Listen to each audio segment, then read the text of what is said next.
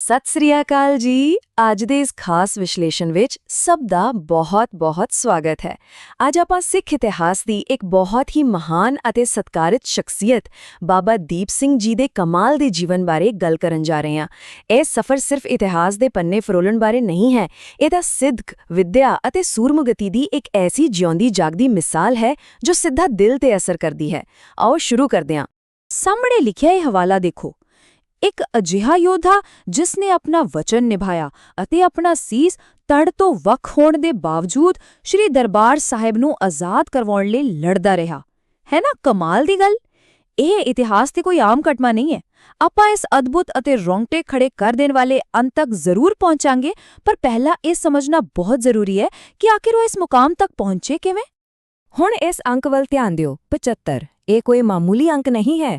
ਇਹ ਦੱਸਦਾ ਹੈ ਕਿ ਜਦੋਂ ਬਾਬਾ ਦੀਪ ਸਿੰਘ ਜੀ ਨੇ ਇਹ ਇਤਿਹਾਸਿਕ ਅਤੇ ਆਖਰੀ ਜੰਗ ਲੜੀ ਸੀ ਤਾਂ ਉਹਨਾਂ ਦੀ ਉਮਰ 75 ਸਾਲ ਸੀ। ਜ਼ਰਾ ਸੋਚ ਕੇ ਦੇਖੋ, ਜਿਸ ਉਮਰ ਵਿੱਚ ਅਕਸਰ ਸਰੀਰ ਆਰਾਮ ਪਾਲਦਾ ਹੈ, ਉਸ ਉਮਰ ਵਿੱਚ ਉਹ ਜੰਗ ਦੇ ਮੈਦਾਨ ਵਿੱਚ ਇੱਕ ਤੂਫਾਨ ਵਾਂਗ ਡਟੇ ਹੋਏ ਸਨ। ਬਿਲਕੁਲ ਹੈਰਾਨ ਕਰ ਦੇਣ ਵਾਲੀ ਗੱਲ ਹੈ। ਖੈਰ, ਹੁਣ ਥੋੜਾ ਪਿੱਛੇ ਚੱਲਦੇ ਹਾਂ। ਭਾਗ ਪਹਿਲਾ, ਕਲਮ ਦੀ ਤਾਕਤ ਅਤੇ ਇੱਕ ਵਿਦਵਾਨ ਵਜੋਂ ਉਹਨਾਂ ਦੀ ਨੀਂਹ। ਬਾਬਾ ਦੀਪ ਸਿੰਘ ਜੀ ਦਾ ਜਨਮ 1682 ਵਿੱਚ ਪਿੰਡ ਪਹੋਵਿੰਡ ਵਿੱਚ ਹੋਇਆ ਸੀ।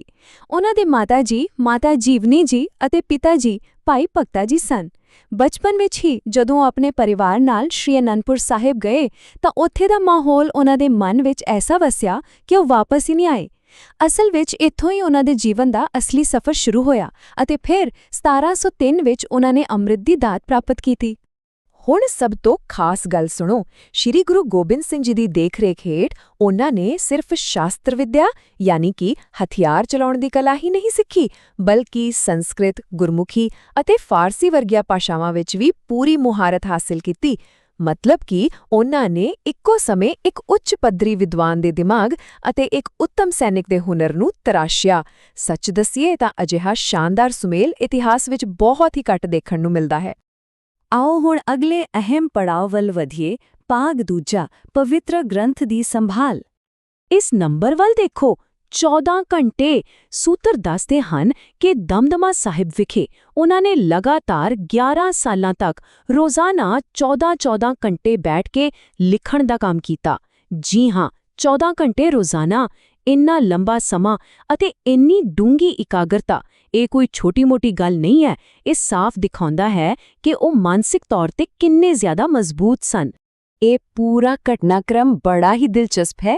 ਹੋਇਆ ਕਿ ਪਹਿਲਾਂ ਵਿਰੋਧੀਆਂ ਵੱਲੋਂ ਅਸਲ ਗ੍ਰੰਥ ਦੇਣ ਤੋਂ ਸਾਫ਼ ਇਨਕਾਰ ਕਰ ਦਿੱਤਾ ਗਿਆ।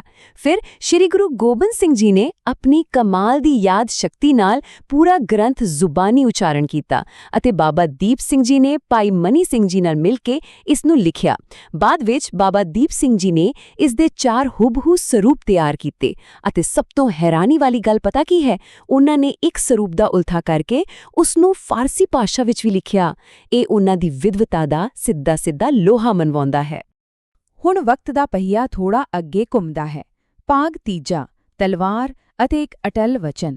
ਸਾਲ 1757 ਆਉਂਦਿਆਂ ਹੀ ਹਾਲਾਤ ਬਿਲਕੁਲ ਬਦਲ ਗਏ। ਅਹਿਮਦ ਸ਼ਾਹ ਅਬਦਾਲੀ ਦੇ ਸੂਬੇਦਾਰ ਜਹਾਨ ਖਾਨ ਨੇ ਅੰਮ੍ਰਿਤਸਰ ਵਿੱਚ ਸ਼੍ਰੀ ਦਰਬਾਰ ਸਾਹਿਬ ਤੇ ਹਮਲਾ ਕਰ ਦਿੱਤਾ। ਪਵਿੱਤਰ ਇਮਾਰਤ ਨੂੰ ਨੁਕਸਾਨ ਪਹੁੰਚਾਇਆ ਗਿਆ ਅਤੇ ਸਰੋਵਰ ਨੂੰ ਮਿੱਟੀ ਨਾਲ ਭਰ ਦਿੱਤਾ ਗਿਆ। ਜਦੋਂ ਇਹ ਬਹੁਤ ਹੀ ਦਰਦਨਾਕ ਖਬਰ 75 ਸਾਲਾਂ ਦੇ ਇਸ ਬਜ਼ੁਰਗ ਵਿਦਵਾਨ ਕੋਲ ਪਹੁੰਚੀ ਨਾ, ਤਾਂ ਗੁੱਸੇ ਨਾਲ ਉਹਨਾਂ ਦੀਆਂ ਅੱਖਾਂ ਲਾਲ ਹੋ ਗਈਆਂ। ਬਸ ਉਸੇ ਪਲ ਉਹਨਾਂ ਨੇ ਸ਼੍ਰੀ ਦਰਬਾਰ ਸਾਹਿਬ ਨੂੰ ਆਜ਼ਾਦ ਕਰਵਾਉਣ ਦਾ ਇੱਕ ਅਟਲ ਵਚਨ ਲੈ ਲਿਆ। ਹੁਣ ਜ਼ਰਾ ਉਹਨਾਂ ਦੇ ਹਥਿਆਰਾਂ ਵੱਲ ਝਾਤੀ ਮਾਰਦੇ ਹਾਂ। ਇੱਕ ਪਾਸੇ ਹੈ ਖੰਡਾ, ਜੋ ਕਿ ਇੱਕ ਬਹੁਤ ਹੀ ਭਾਰੀ 2-ਧਾਰੀ ਸਿੱਧੀ ਤਲਵਾਰ ਹੁੰਦੀ ਹੈ, ਅਤੇ ਦੂਜੇ ਪਾਸੇ ਗੁਰਜ ਹੈ, ਯਾਨੀ ਇੱਕ ਬਹੁਤ ਹੀ ਖਤਰਨਾਕ ਅਤੇ ਭਾਰੀ ਗਦਾ। ਇਤਿਹਾਸਕਾਰਾਂ ਮੁਤਾਬਿਕ ਬਾਬਾ ਜੀ ਦਾ ਖੰਡਾ 18 ਸੇਰ ਯਾਨੀ ਕਿ ਕਰੀਬ 16 ਕਿਲੋ ਭਾਰਾ ਸੀ। ਹੁਣ ਜ਼ਰਾ ਕਲਪਨਾ ਕਰੋ, 75 ਸਾਲ ਦੀ ਉਮਰ ਅਤੇ 16 ਕਿਲੋ ਦਾ ਹਥਿਆਰ ਚੁੱਕ ਕੇ ਜੰਗ ਲੜਨੀ। ਇਸ ਲਈ ਕਿੰਨੀ ਅਥਾਹ ਸਰੀਰਕ ਤਾਕਤ ਦੀ ਲੋੜ ਪਈ ਹੋਵੇਗੀ, ਇਹ ਸੋਚ ਕੇ ਰੌਂਗਟੇ ਖੜੇ ਹੋ ਜਾਂਦੇ ਐ। ਆਓ ਹੁਣ ਇਸ ਇਤਿਹਾਸਿਕ ਮਾਰਚ ਦੀ ਗਤੀ ਨੂੰ ਸਮਝੀਏ। ਜਦੋਂ ਦਮਦਮਾ ਸਾਹਿਬ ਤੋਂ ਉਹਨਾਂ ਨੇ ਚਾਲੇ ਪਾਏ ਸੀ ਤਾਂ ਉਹਨਾਂ ਦੇ ਨਾਲ ਸਿਰਫ 8 ਯੋਧੇ ਸਨ, ਪਰ ਜਿਵੇਂ-ਜਿਵੇਂ ਸੁਨੇਹਾ ਪਿੰਡ-ਪਿੰਡ ਪਹੁੰਚਿਆ, ਤਰਨਤਾਰਨ ਸਾਹਿਬ ਪਹੁੰਚਦਿਆਂ ਤੱਕ ਇਹ ਗਿਣਤੀ ਵੱਧ ਕੇ 4000 ਸਿੱਖ ਯੋਧਿਆਂ ਤੱਕ ਪਹੁੰਚ ਗਈ। ਗੋਹਲਵੜ ਪਿੰਡ ਦੇ ਨੇੜੇ ਪਹੁੰਚ ਕੇ ਇਸ ਆਖਰੀ ਜੰਗ ਦੀ ਤਿਆਰੀ ਪੂਰੀ ਤਰ੍ਹਾਂ ਮੁਕੰਮਲ ਹੋ ਚੁੱਕੀ ਸੀ। ਇੱਥੇ ਇੱਕ ਐਸੀ ਘਟਨਾ ਵਾਪਰਦੀ ਹੈ ਜੋ ਬਿਲਕੁਲ ਕਿਸੇ ਫਿਲਮੀ ਦ੍ਰਿਸ਼ ਵਰਗੀ ਲੱਗਦੀ ਹੈ, ਪਰ ਇਹ ਪੱਕਾ ਤੇ ਸੱਚਾ ਇਤਿਹਾਸ ਹੈ। ਤਰਨਤਾਰਨ ਦੇ ਨੇੜੇ ਬਾਬਾ ਦੀਪ ਸਿੰਘ ਜੀ ਨੇ ਆਪਣੇ ਭਾਰੇ ਖੰਡੇ ਨਾਲ ਮਿੱਟੀ ਉੱਤੇ ਇੱਕ ਲਕੀਰ ਖਿੱਚ ਦਿੱਤੀ। ਉਹਨਾਂ ਨੇ ਸਾਫ਼ ਐਲਾਨ ਕਰ ਦਿੱਤਾ ਕਿ ਭਾਈ ਜਿਸ ਨੂੰ ਵੀ ਆਪਣੀ ਜਾਨ ਜਾਂ ਪਰਿਵਾਰ ਪਿਆਰਾ ਹੈ, ਉਹ ਇੱਥੋਂ ਵਾਪਸ ਮੁੜ ਸਕਦਾ ਹੈ। ਇਹ ਲਕੀਰ ਸਿਰਫ ਉਹੀ ਪਾਰ ਕਰੇ ਜੋ ਆਪਣਾ ਸੀਸ ਕੁਰਬਾਨ ਕਰਨ ਲਈ ਤਿਆਰ ਹੈ। ਅਤੇ ਪਤਾ ਕੀ ਹੋਇਆ? ਸਾਰੇ ਦੇ ਸਾਰੇ ਯੋਧਿਆਂ ਨੇ ਬਿਨਾਂ ਕਿਸੇ ਝਿਜਕ ਜੈਕਾਰੇ ਛੱਡਦੇ ਹੋਏ ਉਹ ਲਕੀਰ ਪਾਰ ਕਰ ਲਈ। ਕਿਆ ਜਜ਼ਬਾ ਸੀ! ਜੇ ਗਿਣਤੀ ਦੀ ਗੱਲ ਕਰੀਏ ਤਾਂ ਇਹ ਟਾਕਰਾ ਬਿਲਕੁਲ ਅਸੰਭਵ ਲੱਗ ਰਿਹਾ ਸੀ। ਇੱਥੇ ਸਾਹਮਣੇ ਸਕਰੀਨ ਤੇ ਦੇਖੋ, ਇੱਕ ਪਾਸੇ ਬਾਬਾ ਦੀਪ ਸਿੰਘ ਜੀ ਨਾਲ 4000 ਸਿੱਖ ਯੋਧੇ ਸਨ ਅਤੇ ਦੂਜੇ ਪਾਸੇ ਜਹਾਨ ਖਾਨ ਦੀ 20,000 ਦੀ ਵਿਸ਼ਾਲ ਫੌਜ, ਉਹ ਵੀ ਭਾਰੀ ਹਥਿਆਰਾਂ ਨਾਲ ਲੈਸ। ਗੋਹਲਵੜ ਪਿੰਡ ਵਿਖੇ ਜੋ ਜੰਗ ਹੋਣ ਵਾਲੀ ਸੀ, ਉੱਥੇ ਕਾਗਜ਼ਾਂ ਵਿੱਚ ਤਾਂ ਨਤੀਜਾ ਪਹਿਲਾਂ ਹੀ ਤੈਅ ਜਾਪਦਾ ਸੀ, ਪਰ ਅਸਲ ਵਿੱਚ ਜੋ ਹੋਇਆ ਉਸਨੇ ਸਾਰਾ ਇਤਿਹਾਸ ਬਦਲ ਕੇ ਰੱਖ ਦਿੱਤਾ। ਤੇ ਹੁਣ ਆਉਂਦਾ ਹੈ ਭਾਗ ਚੌਥਾ, ਸਿਖਰ ਯਾਨੀ ਆਖਰੀ ਜੰਗ। ਇੱਥੋਂ ਇਸ ਜੰਗ ਨੇ ਬਹੁਤ ਹੀ ਭਿਆਨਕ ਰੂਪ ਧਾਰਨ ਕਰ ਲਿਆ। ਇਤਿਹਾਸ ਦੇ ਸਰੋਤ ਸਾਨੂੰ ਇੱਕ ਬਹੁਤ ਹੀ ਕਮਾਲ ਦੀ ਘਟਨਾ ਬਾਰੇ ਦੱਸਦੇ ਹਨ।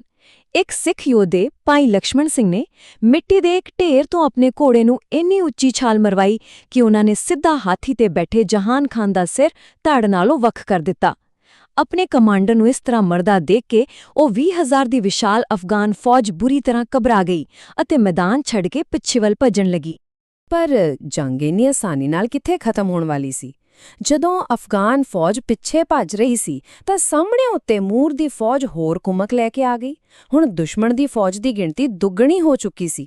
ਇਸੇ ਘਮਾਸਾਨ ਦੇ ਵਿੱਚ ਬਾਬਾ ਦੀਪ ਸਿੰਘ ਜੀ ਦੇ ਘੋੜੇ ਦੀ ਧੌਣ ਤੇ ਵਾਰ ਹੋਇਆ ਅਤੇ ਘੋੜਾ ਸ਼ਹੀਦ ਹੋ ਗਿਆ।